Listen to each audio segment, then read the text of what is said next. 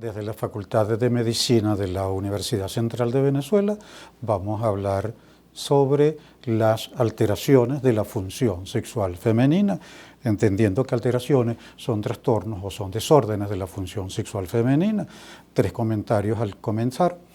1, algunas de estas disfunciones son comunes también a los hombres.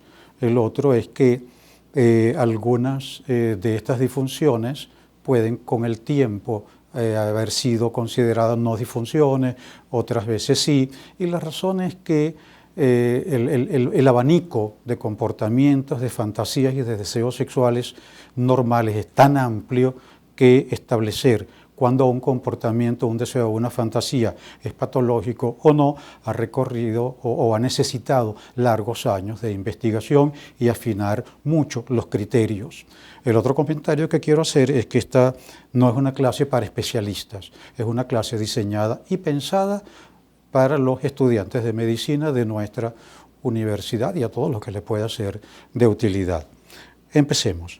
Nosotros vamos a tomar como marco conceptual 2 modelos de los muchos que hay para explicar la respuesta sexual. Uno es el modelo de Master y Johnson, formulado en el año 66 y que considera que la respuesta sexual consta de 5 fases que ustedes pueden ver en la pantalla. Esto es importante porque cuando hablemos de las disfunciones las vamos a ubicar por fases. Si bien este modelo se le criticó siempre, se le sigue criticando, que nunca contempló una fase de deseo, pero con los años han ido cambiando cosas. Ahora se considera que debe haber hasta una última fase llamada satisfacción. El hablar de respuesta implica, aun cuando no se diga, tiene implícito el aceptar que tiene que haber un estímulo. Y por eso voy al segundo modelo. En este modelo, que es el modelo de Bianco, donde habla de función sexual, me interesa esto. Este modelo es un modelo de 4 componentes. Los 4 componentes son el estímulo, la respuesta, el deseo y el tiempo de funcionamiento. Esto es bien importante porque en base a esto vamos a hacer luego una categorización de patologías. Y aquí en este modelo el estímulo es desgranado un poquito más. Entonces, ¿cuál es la fuente del estímulo? ¿De qué manera? A eso lo llamamos administrador. ¿De qué manera se produce la aproximación? A eso lo llamamos método. Y cada cuánto tiempo ocurre esa aproximación y eso lo llamamos frecuencia. Y hay patologías que afectan cada una de estas cosas. Empecemos por acá. Cuando lo que está afectado es el estímulo, nosotros hablamos de parafilias. Y aquí estoy haciendo una ubicación, no estoy definiendo parafilias. Estoy diciendo que las parafilias son aquellas situaciones en las que la alteración, el trastorno, está a nivel del estímulo. Mientras que cuando hablamos de disfunciones, estamos hablando de respuesta, estamos hablando de deseo y estamos hablando de tiempo de funcionamiento para una ubicación conceptual. ¿Qué es una parafilia? Si ustedes buscan la definición en el diccionario, en la última edición, que es la del año pasado, aparece como desviación sexual. Eso no es un término académico. Nunca usamos el término desviación o el término cualquier otra cosa que se nos ocurra para referirnos a las parafilias. Una parafilia es una situación en la cual la fantasía, el deseo o el comportamiento sexual son poco comunes, son inusuales, son bizarros. Las parafilias tienen algunas características que debemos saber. Una parafilia per se no significa que hay un trastorno ni psicológico ni psiquiátrico. De hecho, la inmensa mayoría de los parafílicos no tienen ninguna patología ni psicológica ni psiquiátrica. También debemos saber que algunos parafílicos, sus necesidades sexuales son satisfechas siempre a través de un comportamiento parafílico, pero existe otro grupo de parafílicos donde la parafilia puede ser episódica, es decir, pueden tener comportamientos sexuales que pueden ser calificados como normales, o su deseo o su fantasía, pero vuelven a la satisfacción sexual parafílica. Cuando esa parafilia además involucra un trastorno, pero un trastorno referido a que le produce a él algún disconfort clínicamente significativo, a eso lo llamamos trastorno parafílico, o porque causa daño o algún perjuicio a la otra persona, porque en algunas parafilias su satisfacción requiere la participación de otra persona. Aquí tengo, esto no es algo que hay que saber, estos son ejemplos de algunas parafilias. La inmensa mayoría de las parafilias no tienen un nombre específico, pero entre las que tienen un nombre y de hace muchos años están estas. Algunas tienen que ver con el administrador, es decir, cuál es la fuente de la estimulación sexual, y otras en el cómo se produce la aproximación, que es el método de estimulación. La participación de otra persona en muchas de estas parafilias, esa participación de la segunda persona puede ser a veces voluntaria, a veces no, o a veces sencillamente no se requiere. Cuando hablo de una participación involuntaria, hablo, por ejemplo, del voyerismo. El voyerismo, que con una parafilia en la cual el hombre se activa sexualmente viendo a personas del mismo o del otro sexo, viéndolas desnudas o viéndolas en una relación sexual, muchas veces ese que está siendo visto, ese que está siendo fijoneado, ni se entera que fue visto y que fue observado. Por eso decía que puede a veces ser voluntaria o no, o a veces puede ser involuntaria y la persona sí se da cuenta, como ocurre en el caso del sadismo. Describo algunas. La pedofilia, que de paso en las clínicas especializadas en el tratamiento de las parafilias, la número 1 es la pedofilia, que es la atracción erótica de un adulto hacia niños, particularmente niños prepúberes. En esa frecuencia, en esas clínicas, que no es la frecuencia, que no es la prevalencia en la población. El segundo es el que menciona el voyerismo y el tercero es el exhibicionismo. La pedofilia ya lo definimos, la zoofilia es el contacto sexual con animales. Aquí hay que tener muy claro que no todo contacto zoofílico es parafílico. En Venezuela y en muchos países latinoamericanos, los adolescentes varones que se han criado en zonas rurales, sus primeros contactos sexuales con frecuencia son contactos con un animal, por lo tanto son contactos parafílicos. Pero una vez que ese adolescente tiene un primer contacto con una muchacha, esas muchachas poco egoístas y que pues, se cargan de complacer a ese joven que en ese momento está desesperado por aquello, una vez que él tiene ese primer contacto, se olvida del animal. Por lo tanto, eso no califica como parafilia, porque además no produce angustia, no produce preocupación, no produce malestar clínicamente significativo.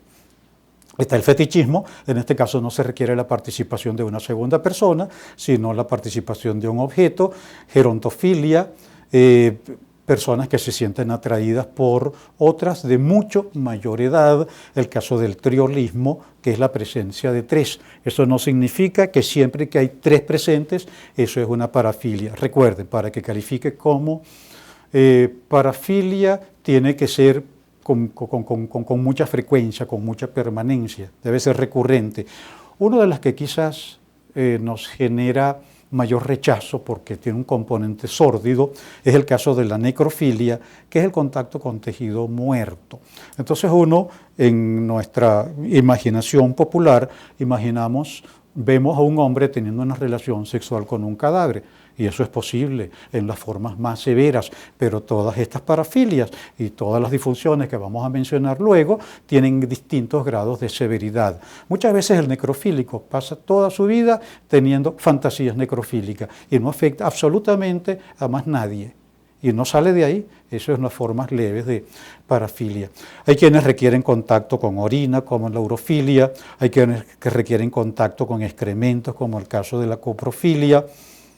La misofilia es bien interesante porque requiere contacto con suciedad y ambientes sucios. Hay un relato según el cual, cuando Napoleón terminaba una batalla, le mandaba un correo a su primera esposa, a Josefina. En ella le pedía que no usara agua y jabón en sus partes íntimas porque su olor me enloquece. Esas esquelas todavía se conservan. Aquel hombre tardaba 7, 10 días en llegar del sitio de la batalla, en Amberes, por ejemplo, en llegar a París, y aquella mujer lo había complacido. Durante 7, 10 días, esa mujer no había lavado sus genitales. En el momento de llegar, ella, que era la emperatriz del país más poderoso del mundo en ese momento, mandaba recolectar pétalos de violeta, los juntaba en todo su cuerpo, pero aquellos genitales, yo no sé a qué lo herían, pero no olían bien. Una semana sin agua y jabón por ahí, por lo menos a pescado salado tenía que oler aquello. Y aquel hombre se enloquecía con el olor de aquellos genitales, porque tenía una misofilia, que no sé si había el diagnóstico para aquella época. Está la pornofilia, que son personas que permanentemente requieren visualizar pornografía para poderse activar sexualmente. La transexofilia, que son personas que se sienten atraídas por transexuales, y algunas de estas que ya hemos mencionado. El exhibicionismo, en sus grados de mayor severidad. El exhibicionista recuerda un sketch que había en un programa de televisión en que el hombre se quitaba un sobretodo y estaba desnudo. Pero hay exhibicionismos parciales, donde la gente enseña parte del cuerpo. Quizás las mujeres recién operadas que se hacen las mamas y que tienen la necesidad de exhibirlas, tienen un grado leve de exhibicionismo. El masoquismo está entre las pocas donde están muy involucradas las mujeres. La mayoría de estas parafilias son mucho más frecuentes en la población masculina. Una de las que no, quizás, es el masoquismo. Está el transvestismo, lo que en el lenguaje popular llaman transvesti. Un transvestismo es un sujeto vestido del sexo opuesto. Entonces uno se imagina a ese hombre totalmente vestido de mujer, y eso es una posibilidad, pero puede ser un transvestismo donde la vestimenta es parcial. Un hombre vestido de como varón, como se viste en nuestra cultura un varón, pero cuya ropa interior es ropa interior femenina, es un transvestido. Está el frotismo, que es el caso del metro, ese roce obligado cuando el metro está lleno. Y clismafilia es bien curioso porque han sido personas, casi siempre varones, que por alguna razón médica se vieron sometidos a un enema, y el enema se transformó en un estímulo erótico. Y el sadismo, bueno, que se describe por sí mismo porque aparece en la historia en muchísimas obras. Luego pasamos al otro grupo de alteraciones o de trastornos de la función sexual.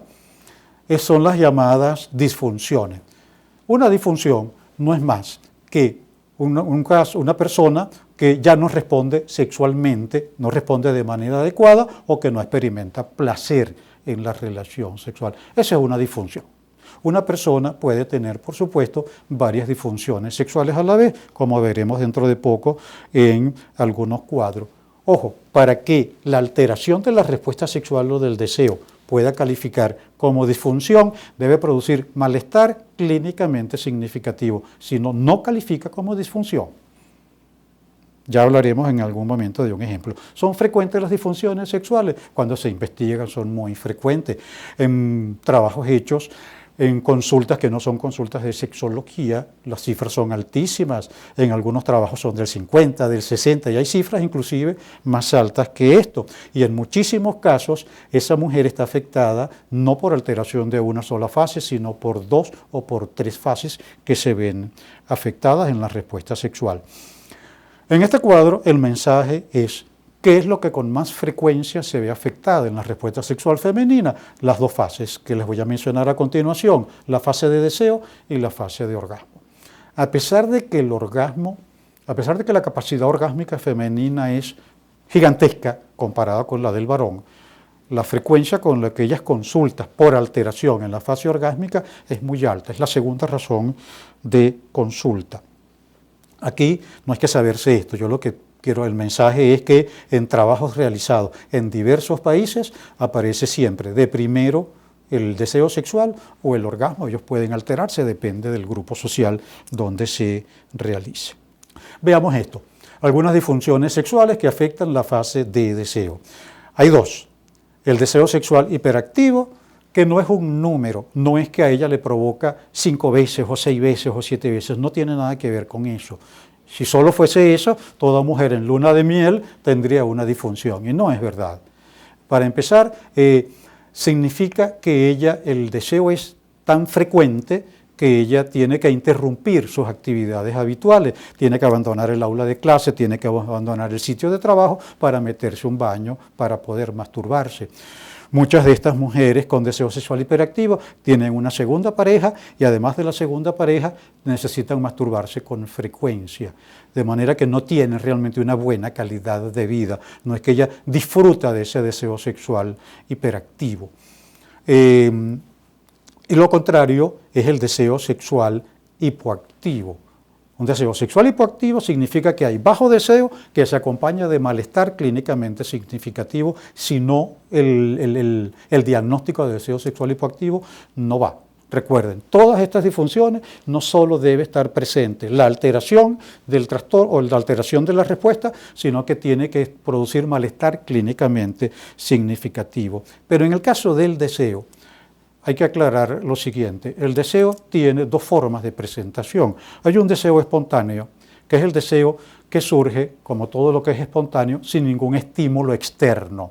Usted está en el trabajo, o está en la cocina, o está en cualquier otra actividad, y usted empieza a pensar o a tener fantasías de tipo erótico. Ese es un deseo espontáneo. Y en el deseo sexual hipoactivo eso se ve afectado. Pero hay una segunda forma de presentación del deseo, que es un deseo que no es espontáneo, es un deseo que aparece en la literatura con el nombre de posexcitatorio, de deseo inducido o deseo reactivo. Son esas mujeres que dicen que a ellas solo les provoca si su pareja o si su marido las busca. Si ese segundo deseo, el deseo posexcitatorio, está presente, ni siquiera califica como bajo deseo sexual, mucho menos como deseo sexual hipoactivo. Esa es la historia natural del deseo, que con los años, particularmente con los años de convivencia, el espontáneo se va desdibujando, pero queda el otro.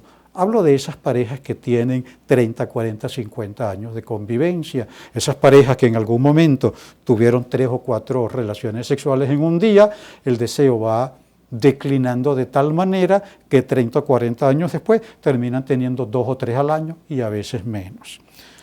Hay una situación en la cual quizás el deseo se puede conservar muchos años y es cuando esas relaciones sexuales son en condiciones clandestinas, porque es una relación escondida, el deseo como que aguanta más, quizás por el encanto de lo oculto. En la fase de excitación hay varios trastornos que es interesante mencionarlos. El trastorno subjetivo de la excitación, que es una situación en la cual la mujer tiene deseo, pasa por todas estas fases de meseta, orgasmo y resolución, pero una vez concluida la relación sexual dice que no le resultó placentero. Es una especie de anedonia, que no es más que eso, la falta de placer. Está la disfunción orgásmica tipo 1, que es una situación en la cual no hay deseo, ni hay meseta, ni hay orgasmo, no hay nada. Y se le llama disfunción orgásmica tipo 1. Está el trastorno persistente de la excitación, que son mujeres permanentemente excitadas.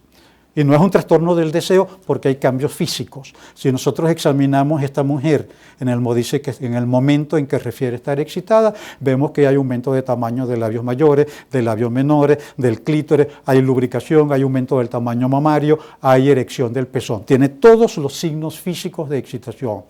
Situación que se puede calmar con una relación sexual, pero en pocas horas vuelve. Y la vuelve a calmar y en pocas horas vuelve. La calidad de vida de estas mujeres realmente es muy mala y los trastornos son muy complicados. Está el exceso de lubricación, que es una situación en la cual la lubricación vaginal es tan abundante que moja hasta la sábana. Y la pareja, si es una pareja masculina, dice que siente que el pene como que navega en la vagina, porque pareciera que la vagina está muy amplia de tanto líquido que hay. Está el déficit de lubricación, significa el cuadro contrario al anterior, ahí la lubricación es deficiente, a veces por razones de tipo hormonal, pero muchas veces porque la fase de precoital, la fase previa, el preámbulo, no existió, o fue muy breve, o fue muy malo, y aquella vagina no logró lubricarse. Y un trastorno que vemos ocasionalmente, que es el vaginismo, en el cual la musculatura alrededor de la vagina, particularmente los fascículos pubococcígeos y bulbocavernosos del elevador del ano, hacen una contractura involuntaria. A veces esa contractura es tan severa que en esa vagina no entra ni un hisopo, mucho menos va a entrar un pene, aunque hay grados leves y hay grados moderados de vaginismo. y la contractura aparece ante cualquier intento de acercamiento a los genitales de esa mujer. Vale decir, ante cualquier intento de penetración, pero muchas veces aparece, incluso durante el examen ginecológico, cuando uno se aproxima a la vagina, aparece la contractura. Responden muy bien al tratamiento y no es difícil de tratar. Hay algunos que afectan la fase de meseta, que es la hipotonía de esos músculos pubococcígeos, esos músculos que mencioné que pueden contraerse en el vaginismo, a veces pueden estar tan relajados que durante la relación sexual aquella fricción que debe tener el pene con las paredes de la vagina es muy leve, es muy tenue, no produce la intensidad de las sensaciones que debería producir. Para esto hay diversos tratamientos, pero como en esta clase la intención no es hablar de tratamiento, pero eso tiene solución y es bastante sencillo. Existe en la fase orgásmica un par de trastornos que vale la pena mencionar. Uno de ellos es la anedonia orgásmica. Esa mujer siente el deseo y le resulta agradable la excitación, la meseta, pero no disfruta el orgasmo. Fíjense que hablamos hace rato de un trastorno en el cual no disfruta nada. Pues esta mujer, lo único que no le resulta agradable es el orgasmo. No es que le resulte desagradable, simplemente no hay placer en tener un orgasmo. Ojo, algunas de estas mujeres pueden ser multiorgásmicas, de estas que en cualquier encuentro sexual tienen 3, 4, 5 y 6 orgasmos. Y lo siente, pero no le resulta placentero. Y está la disfunción orgásmica tipo 2, que es una situación en la cual la mujer siente deseo, pasa por las fases de excitación, de meseta, pero el bendito orgasmo, el milagro del orgasmo, la magia del orgasmo, no llega o llega muy poco. Entonces la calificamos como disfunción orgásmica tipo 2. Hay disfunciones que afectan la fase resolutiva, euforia poscoital, que es una alegría que se sale de lo normal, no es la alegría o la satisfacción posterior a una buena y agradable relación sexual. No, es una euforia que raya en la fase maníaca, esa fase de alegría. Y en esa fase las personas, la mujer, que es el caso que estamos mencionando, regala cosas, ofrece, da dinero. Es una fase muy peligrosa definitivamente y puede durar varias horas. Está la disforia poscoital, que es el caso contrario. Son mujeres que después de una relación sexual y de una buena relación sexual, con todas las fases, al caer en la fase de resolución, aquella mujer entra en una fase de tristeza, en una fase de melancolía. Muchas veces se expresa a través de un llanto, teniendo orgasmo y llorando. Y ella no sabe lo que está pasando, y la pareja mucho menos. Es una fase muy complicada y a veces se prolonga por mucho tiempo, esta melancolía. Está la cefalea poscoital, que son cefaleas muchas veces de muy elevada intensidad y que se disparan en cuanto la mujer alcanza la fase orgásmica. Y está la fiebre poscoital, que alcanza a veces temperaturas que a uno le impresionan, como consecuencia de haber tenido un orgasmo, 39 o 40 grados de temperatura. No es frecuente, pero está descrito. Y hay algunas otras descritas. Hay una amnesia poscoital también que está descrita, pero que no la tengo metida aquí en la lámina. Están las alteraciones en el tiempo de funcionamiento. Recuerde que hablamos que las disfunciones afectan la respuesta, afectan el deseo y afectan el tiempo de funcionamiento. Existe en algunas mujeres un fenómeno llamado orgasmo prematuro. Cumplen rapidito todas las fases, excitación, meseta, y alcanzan el orgasmo, pero en un tiempo muy breve. Tan breve que algunas dicen, pero es que ese hombre apenas me estaba besando cuando yo estaba teniendo un orgasmo. Pero vamos a estar claros, ninguna mujer consulta por ese motivo, porque la capacidad orgásmica de la mujer es tan buena, Dios fue tan generoso con ellas, que ellas pueden tener ese primer orgasmo, ellas continúan en ese encuentro y pueden posteriormente tener otro y a veces varios más. De manera que nadie consulta por ese motivo. Más bien consultan por lo contrario, por el orgasmo retardado, porque el orgasmo se tarda mucho tiempo en llegar y aquel hombre hace todo lo posible y en el interrogatorio uno evalúa si hay un preámbulo y si las cosas que ella hace o recibe son satisfactorias y todas las respuestas son buenas, pero el bendito orgasmo se tarda en llegar. También tiene un tratamiento y no es difícil también. Y hay un grupo de síndromes llamados síndromes dolorosos, de los cuales, aunque hay dolor vulvar antes de la penetración, hay orgasmo doloroso y hay dolor poscoital, me quiero centrar en el que es el motivo más frecuente de consulta a la hora de estos síndromes dolorosos correlacionados con la función sexual, que es la dispareunia. Dispareunia es un dolor relacionado con la penetración.